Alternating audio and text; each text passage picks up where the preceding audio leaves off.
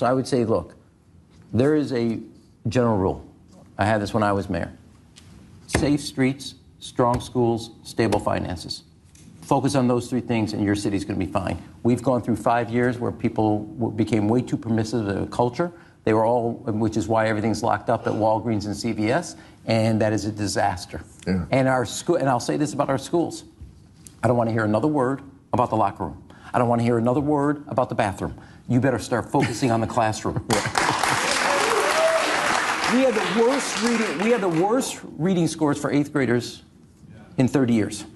And nobody, not a governor, not a mayor, not a president, not a secretary of education is talking about it. We're all wrapped up. Look, in 7th grade, if I known that I could have said the word they and got in the girls' bathroom, I would have done it. Okay? We literally are a superpower. We're facing off against China with 1.4 billion people, and 2/3 of our children can't read 8th grade level. So no more about the lot. Wait a second, I'm on a roll for a second. Yeah.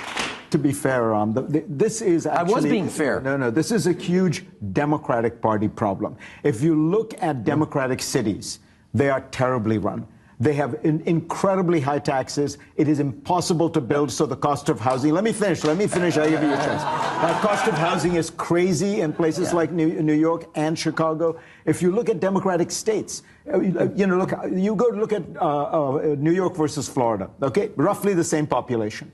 The budget of New York State is twice that of Florida. What do they have? With streets paved with gold? I live in New York. I pay the highest taxes in New York. You get nothing for it. And I think that is the image people have of the Democratic Party. Fair. Lots of taxes, lots of regulation, but nothing gets done. Hey, and I think I live in L.A. Right. Listen, the Democrats have to own this and realize the answer to everything is not more taxes, more regulation. People are fed up of that, and they feel that it isn't working. Yeah, let me give you breaking news: 100,000 new community police officers or defund the police. Now, which one do you think is going to work?